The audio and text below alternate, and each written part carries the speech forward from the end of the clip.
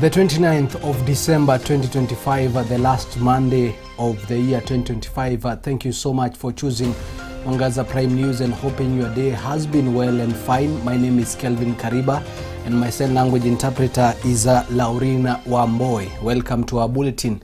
The intensifying debate over a proposed constitutional referendum ahead of the next general election has sparked a sharp divide between local leaders and political experts, while Navaholo MP Emmanuel Wangwe leads a faction calling for amendments to streamline the electoral process and prevent court challenges.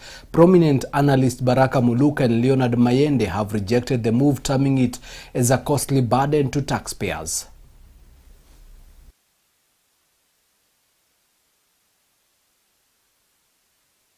Tunaitarajia kwanza ikisha kuja tusome, kwa sababu hivi mama juice mmesikia Senator Chergai akiongea mambo ya term isongeshwe from 5 years 7 years. Sasa ikiingia kitu kama hiyo, sisi wananchi sisi tutasema hapana, tutapinga hiyo. Haitaenda pahali, because ni kama hawa sasa ni kujitafutia namna ya kuendelea kwa uongo. Hiyo tu peke yake. Lakini ikikuja haiko na hizo vitu 2027 wakati tunapiga kura, wacha tupige kura vile Musalia amefanya nini? Tunapika ya referendum, tunapika ya mbunge, tunapika ya rais. Na sisi jambo ambalo tunaangalia tu mahali ambapo baba Raila Amolo Odinga alituacha. Huko tu ndio sisi tunaangalia.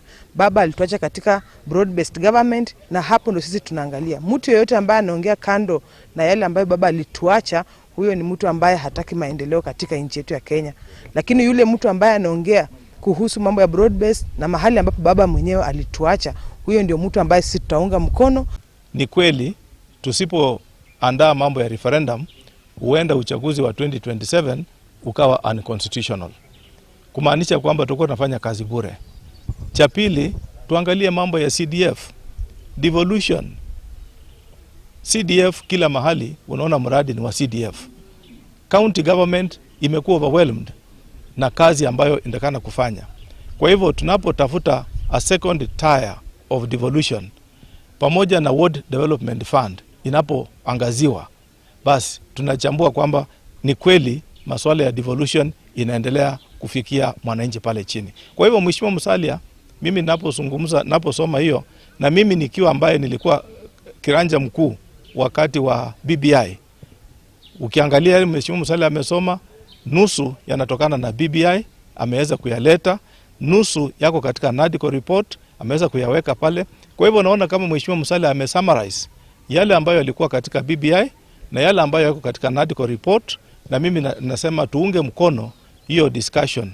Na nichukue nafasi hii kuwakaribisha wanasheria Law Society of Kenya waje watusaidie kuchambua kisheria kiundani yale ambayo tunafikiria Musalia anafikiria, mimi nikiyaunga mkono ni yako kivipi katika mambo ya kisheria.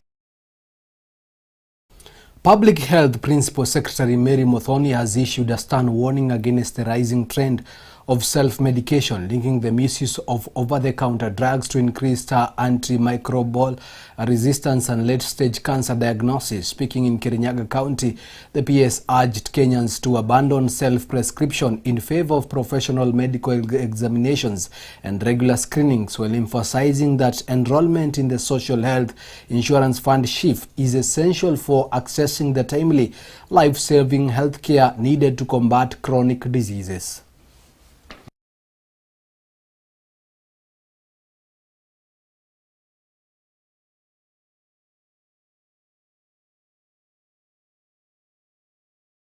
Hii msimu ya Krismasi saa yenye watu wako manyumbani, na saa zingine kuna ugonjwa imetokea. Kuna ile culture ya kukimbia kwa chemist kwenda kununua dawa kwa sababu umeanza kuhara, umeanza kutapika, umeanza kuwa na fever, ama kukimbilia kuchukulia watoto wadogo madawa zenye haziko prescribed. Sasa tungependa kusema ya kwamba kama wewe ni mgonjwa, nenda hospitali. Hakuna kwenda pale kwa counter kuchukua dawa sababu wewe sio daktari. Ukigonjeka, nenda hospitali. Let the doctor prescribe for you the correct and accurate medication for your ailment. Sababu we do not want to deal with antimicrobial resistance continually. When people go and buy antibiotics, wanajiandikia madawa ziko na nguvu sana, nguvu kuliko hata ile mwili yao, na pia madawa zenye ziko na strength yenye imepita kiasi ile ugonjwa yao. Ya screening hii mwaka inakuja 2026, usipitwe na wakati kama hujafanywa screening, na ninahimiza community health promoters, hii ni mwaka yenu ya kupita na kwenda kwa kila boma. Make sure umepima kila mtu, pima mtu blood pressure, wapime blood sugar, ugonjwa wa sukari na blood pressure. Hiyo ni signs ya kuonyeshana ya kwamba labda iko maneno ingine mbaya iko kwa mwili yako, iko ugonjwa ingine iko kwa mwili yako. Unaweza ukakuwa uko na kansa, unaweza pia ukakuwa uko na ugonjwa ingine pia.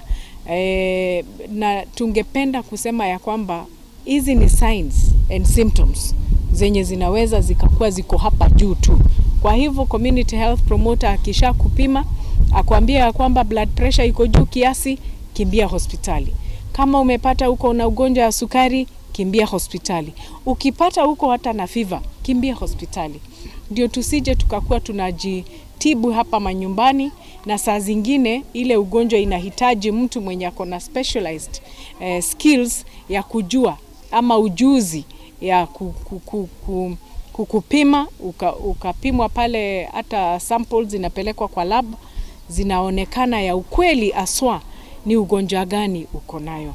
Kwa hivyo tuendelee kufanya screening kwa manyumba zetu, tuendelee kuenda screening kwa mahospitali zetu, sababu hata SHA inakava hii maneno ya screening, na pia inaangalia magonjwa mengine yenye haikuwa pale mbeleni kama mambo ya mental health na illness.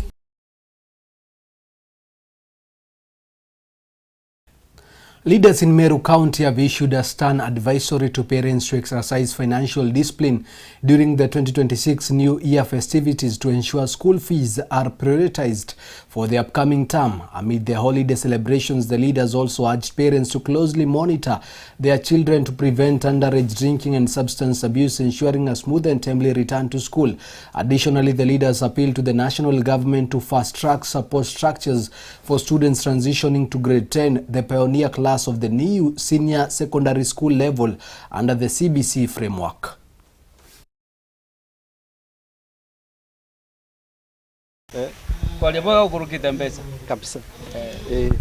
And then also wish them a happy new year.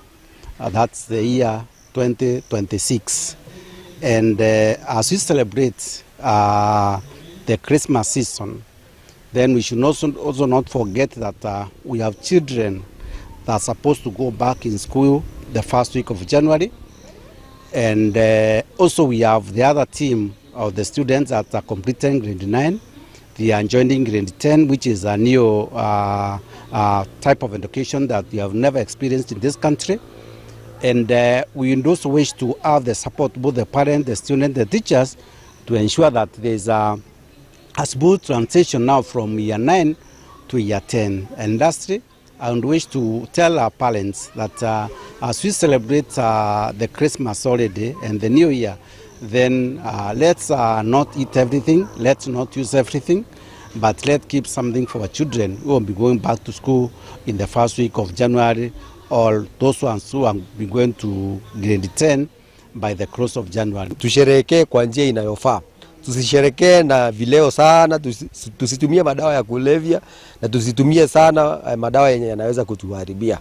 Na ningeomba sana viongozi wa serikali, haswa wabunge wetu MCAs, waweze kuangalia jinsi ambavyo hii pombe itapungua. Hata kama ni kupandisha bei ya pombe, hata kama ni kupandisha bei ya vileo. Sana madereva tunataka kuambia hivi, hata mnapoendesha magari muangalia maslahi ya wazazi, muangalia maslahi ya wale mnaobeba. Abiria ndio muhimu hapa, na abiria madhumuni ya abiria ni kuingia kwa gari na afike mahali anapoenda. Hakuna abiria anataka kufika mbinguni. Mbinguni hata kama watu wataenda ni lazima, lakini sio wakifikishwa na dereva. Kwa hivyo tunataka kusema hivi, dereva beba watu pole pole, beba watu kwa spidi kiasi, beba watu ukijua watu wanajua wanataka kufika mahali wanakoenda. Na wewe dereva, hata ukiwa na kiu ya aina gani, usiwe na kiu ya pombe. Kiu yako ya pombe iingie wakati umefika na umefika nyumbani, ama sasa huna kazi nyingine ya kufanya. Kwa hivyo nataka niombe wanafunzi wetu, msimezee pombe mate. Hata mkiona watu wakubwa wanakunywa, kunyweni chai ama mkunywe maziwa.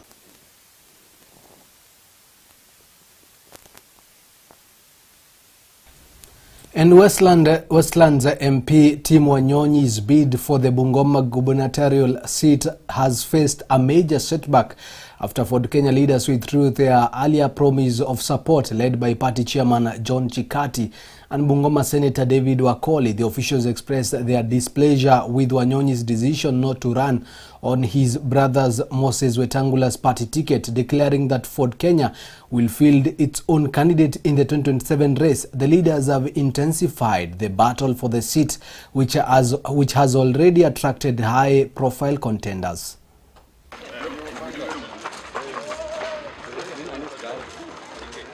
He is a member of ODM. He is a member of the MP for Westlands. And so we have no relationship with him at all. At no time have we talked with Tim Wanyonyi, either at management level of Ford Kenya or in a structured way, that he is going to be our governor and we are going to campaign for. We are so shocked that he is saying that he is not going to vie on a Ford Kenya ticket, as if he is a member of Ford Kenya. Ford Kenya is going to have its own candidates who will face nomination, and from whom we are going to select who will be our governor. But I want to assure the people of Bungoma and the membership of Ford Kenya that the next governor of Bungoma County is going to be from our party, the party of Ford Kenya. Hajawahi kuwa mwanachama wa Ford Kenya. Hajawahi husika katika mageuzi yoyote katika chama cha Ford Kenya na kuathiri maisha ya wanachama wa Ford Kenya na watu wa Bungoma. Mimi ni kuhakikishia watu wa Bungoma, mimi kama senator wa Bungoma, tutafanya kazi yetu, tutakimbia kwa laini yetu kuhakikisha kwamba atakayetoa kiti cha ugavana ni yule ambaye ataweza kukuza vipaji vya watu wa Bungoma. Sisi kama chama, we are not desperate for any candidates. Tuko na wanaume na wamama wa kutosha ambao tunaweza field kama chama na ukue governor wa Bungoma. So mheshimiwa Tim, wewe jipange, sisi tujipange, tupatane hapo mbele. Wote hao ndio walitoa dimu Nairobi wakamtanganya, wakamleta huku. Na sisi kama wananchi sasa wenyewe tumechukua kama Bungoma, tumechukua kutembea na Tim. Tim sio mkabila, na Tim amefanya maendeleo Bungoma inaonekana. Na sisi we shall support Tim. As MCA from Greenwood, my people with my ward to support Tim. Hata nyinyi ambao mnamshtumu, nyinyi ndio mmekuwa hapo mkimchukua kila asubuhi na mapema. Yes. Mnataka kusema ya kwamba kuja twende huku. Sasa kumbe mlikuwa na nia nyingine, hamkuwa mnataka kutafutia timu kura. Yes. Labda mlikuwa mnataka mmuharibie, lakini mmefanya mzuri kwa sababu hiyo ndio tulikuwa tunangojea hata sisi.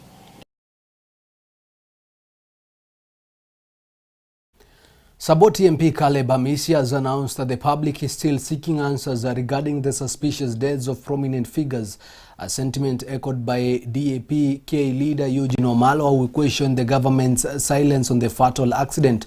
Amidst the rising tension, Nairobi Governor Johnson Sakaja has called for thorough investigation and urged residents to remain calm as preparations for the Tuesday funeral continue.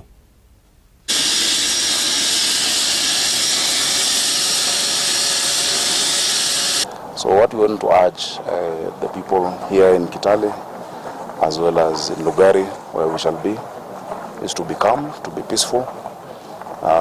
We the leaders have everything under control, and we'll make sure that we have a befitting send-off, and that everything that appertains to justice and closure will be done. And we are giving them the government until the day we bury. We must have had a press telling us from the Ministry of Interior, from the President himself, this was your brother, this is a person who brought you up in politics. Hata vile muona kuna mambo ya culture lazima ifuatwe, lakini pia tuko 2025, so kuna mambo ingine there must be what we call syncretism, which is when you balance that which is expected plus what is there in the modern time. We are going to surmount all our cultures on that burial day, and of course our cultures are lethal. Those people who may have had a hand in the death of a brother, woe unto you.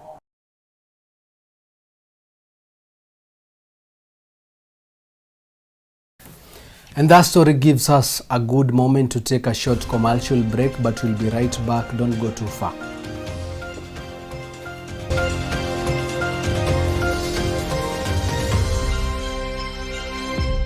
Unatazama Mwangaza TV, tumaini lako. In Nairobi, choosing the right college can feel overwhelming. But at Jewel Technical College, your path is clear. Our January 2026 intake is open in the most marketable professions of today. Build your career with modern equipment, real industry exposure, train for success in today's most marketable field, from hospitality and cosmetology to journalism and film, engineering, health sciences, ICT and AI, barrister, foreign languages and more. Willkommen im Deutschkurs. The earlier you secure your place, the faster you secure your future. The time to enroll is now. We are located in Roysambu, Jewel Complex 6th floor, next to TRM. To secure your admission, WhatsApp or call 0701 300 071. Let Jewel Technical College shape the professional you are meant to become.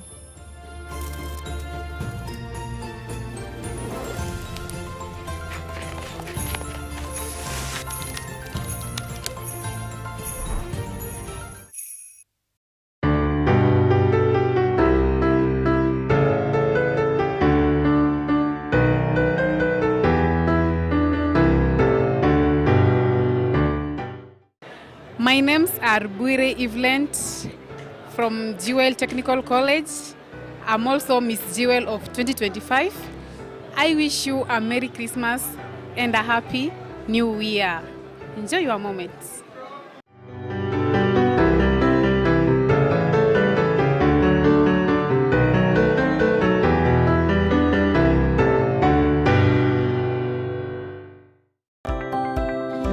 Is your home ready for an upgrade? Tired of furniture that's just ordinary? Welcome to Grandmark Furniture Hub, where high quality meets visionary design. We craft pieces that transform your space. Imagine sinking into our luxurious ultra comfortable sofa sets, or gathering you or your family around a stunning modern dining table set. Premium beds that scream quality and comfort. Stylish coffee tables, TV stands that elevate your living room. Side cabinets and office furniture that brings warmth and productivity together. From the softest fabrics to flawless hand-finished detail, every item reflects our promise, creativity and beyond, letting your style shine and allowing your furniture to tell your story. Ready to experience the Grandmark difference? Visit our Nairobi Utawala branch at Heritage Plaza or call us through 0710 228 888 or our Kisitown branch at Magoma Pojo Plaza adjacent to Quickmart and Chiro, or call us via 0797 089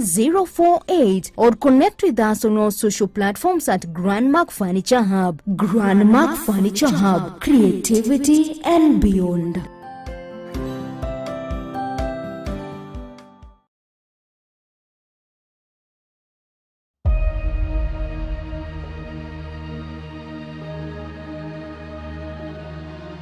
Unapozungumza kama mtazamaji, tunakusikiliza, na ndiposa sasa tunakuletea neno la kiunabii, mafundisho ambayo yanakupa mwongozo wa kimaisha, matendo makuu ya Mwenyezi Mungu ambayo yataijenga imani yako.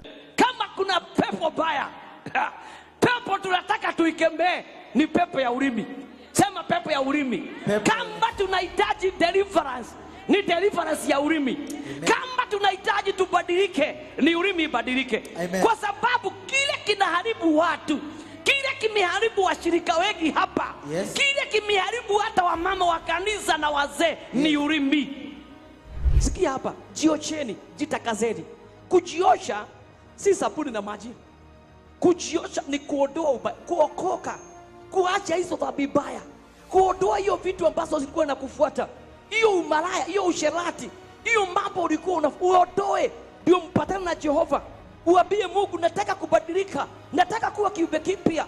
Yote ukiandaliwa na kanisa la Jesus Winner Ministry Roysambu chini ya Askofu Edward Moi. Ni kila siku saa 11 alasiri hadi saa 12:30 jioni, Jumatatu hadi Alhamisi. Mwenyezi Mungu, Mungu wa majeshi asema hivi: jipeni moyo mliovunjika moyo. Yes. Mliokaa kama mmekufiwa. Ndio. Mliokuwa kama mmegojeka. Jehova ananiambia, ndio, jipe moyo. Yes. Jipe moyo. Jipe moyo. Jipe moyo. Neno la kiunabii.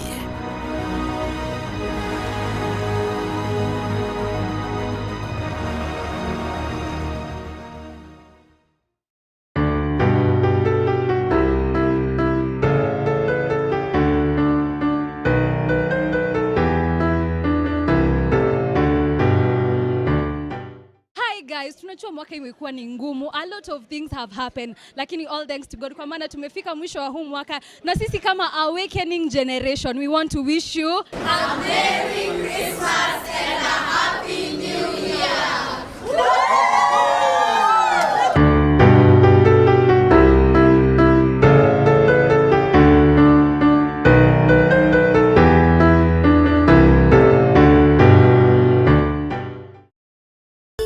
Unatazama Mwangaza TV, tumaini lako.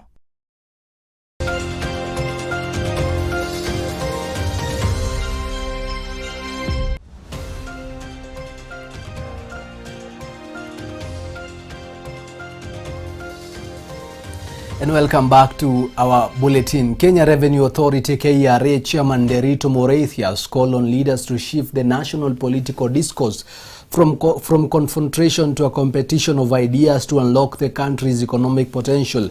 Speaking at a leadership forum in Nyeri County, the economist turned tax chief highlighted that the 10 counties comprising the Mount Kenya region alone represent a massive $28 billion economy that could achieve global competitiveness within a single generation through responsible governance and inclusive policies. Moraithia further defended taxation as a vital pillar of a state building, urging leaders to focus on job creation for the youth and tackling the menace of substance abuse that threatens the local workforce. Building on what is there to build better, to have better economies that are creating jobs for our young people. Secondly, to deal with the question of substance abuse. And thirdly, to join with others to form governments or be part of governments, current and future. And I think I could not have said it better, that democracy is a competition of ideas. And ultimately, one team gets pronounced as winners. The important thing for all of us is to join with that team and move the country forward, move the county forward. I was super pleased with the very candid discussion by these leaders here, that first, they don't want isolationist politics. They do not want politics of confrontation. They do not want politics of slander and name calling and smearing each other's characters. They have said clearly, and I'm very, very pleased with it, that what we need are leaders who bring ideas to the table and who persuade they persuade us and they persuade other leaders to follow those ideas so that we can build on a far better Kenya. People of Nyeri are very articulate about what they want, and they are clear that we have certain challenges that we need to overcome to speed up the level of development that we have already. One, the problem of substance abuse, alcoholism, and and hard drugs is quite a challenge to our young people. And it was also very nice to see very many young people actively and articulating issues that need to be dealt with. Secondly, is that we need to boost our economy. For many years, Nyeri County has had a very strong contribution, both in terms of expertise and economic output to this country.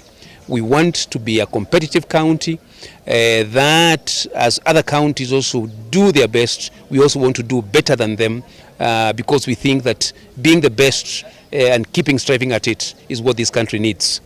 Thirdly, is that we are very clear that what this country needs now and this county is not politics, it is but leadership. Yes, we acknowledge that leaders require politics to mobilize opinions, but we must also have a very clear and articulate vision of what we want to be. The journey to Singapore, the journey to to compete with not just Murang'a County or Laikipia County or Marsabit County, but to compete globally. We want to be a globally competitive county, so we must come to the table with the best of ideas, and this country is not short of very good brains. Out of 100 community change champions has graduated from a rigorous 6-month training program in Ikenenji village, Narok West, marking a significant milestone in the fight against harmful cultural practices. The graduates, comprising 60 women and 40 men, are now equipped to mentor school-going children during and beyond the December holidays, with a primary mission to eradicate early marriage, female genital mutilation, and the child labor, while ensuring 100% school attendance rate in Kaira ward.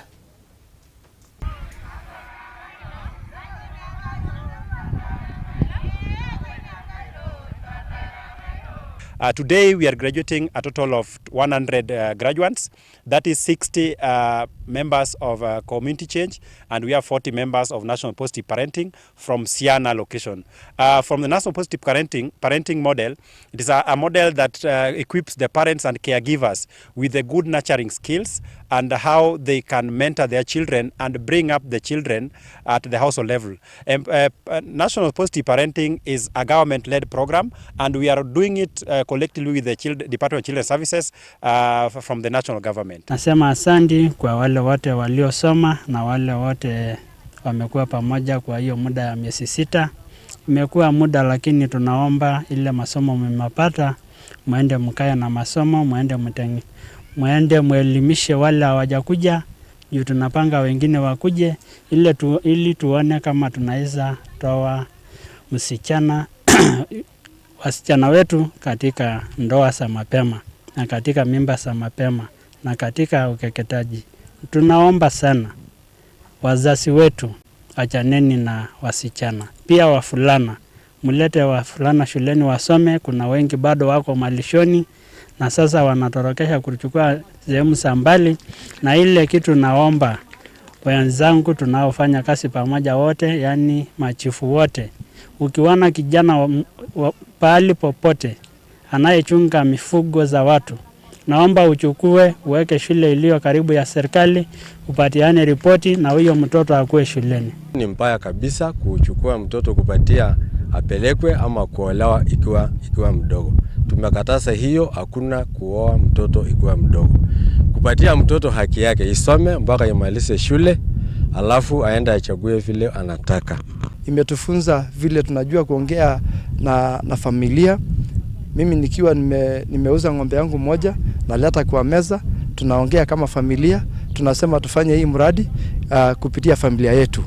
Hapa wale watoto walikuwa wanaenda kama tu asijui, kwa sababu hawako wanafaa wakiwa wadogo wanatembea uchi, lakini sasa hivi vile tulifunzwa, tumejua vile watoto wanafaa na ile chakula inafaa wakule. Kitu ingine imeleta umoja kwa familia, hasa kwa familia yangu mimi. Wameleta umoja, imekuja kwa familia, sasa tuko pamoja.